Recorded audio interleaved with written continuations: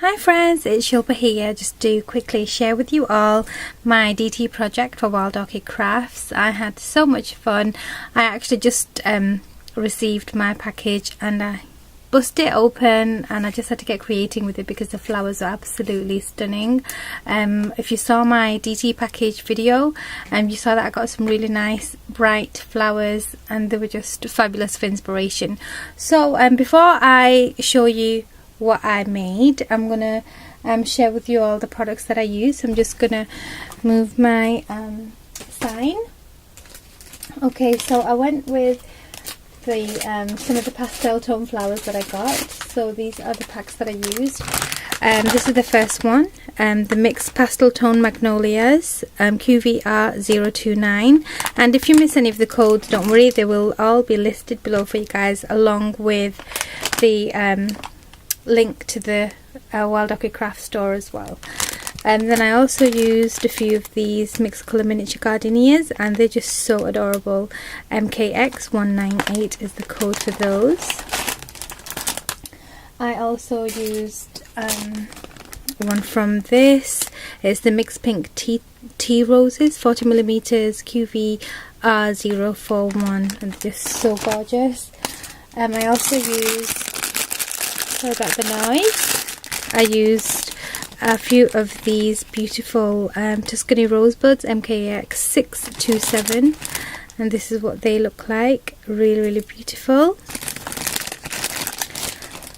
And I also used some of the cutouts, and I've not got any on hand, but this is the code for the ones that I use, and I'll show you them. They look like dandelions. So it's called Fullness of Summer Cutout Set, GST077, and I used these really adorable pastel tone rosebuds, and these are the 4mm ones.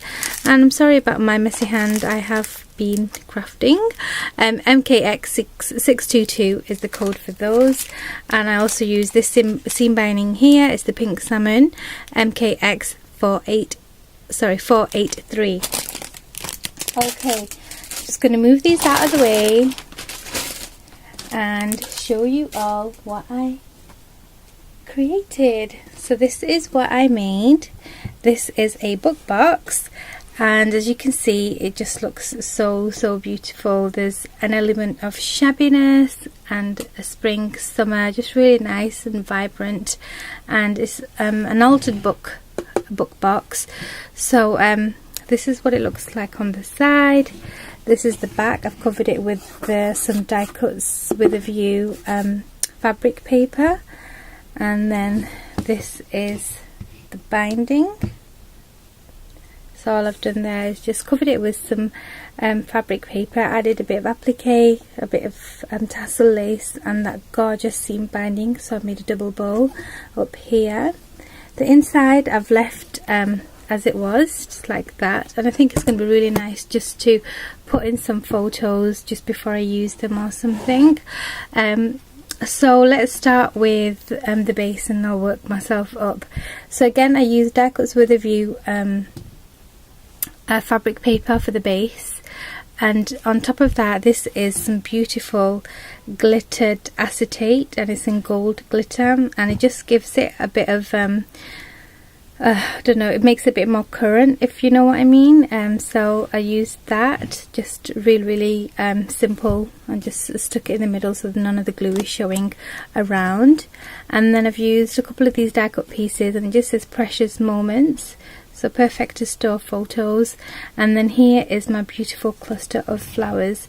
So starting up from the base, I used these are the cutouts that look like dandelions, and I've just used 4 pieces, and I've layered my flowers on top, and you can see where I've used my magnolias and this beautiful tea rose. I've gessoed everything slightly just to give it a shabby edge, and you can see how I've clustered the flowers. You can just see a glue string here.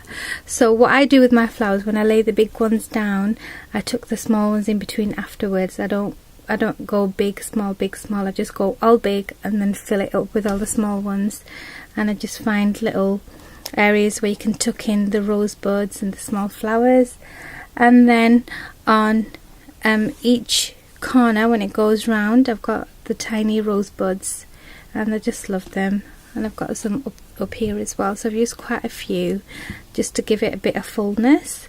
And then this is some vintage lace from my stash. In fact, I think this is some antique lace, it's not vintage, it's really old, and it just has this really elegant look to it, so I used it on the edge like so, and I've added a bit more of that same tassel lace just behind some flowers here, just to give it a tiny bit of movement.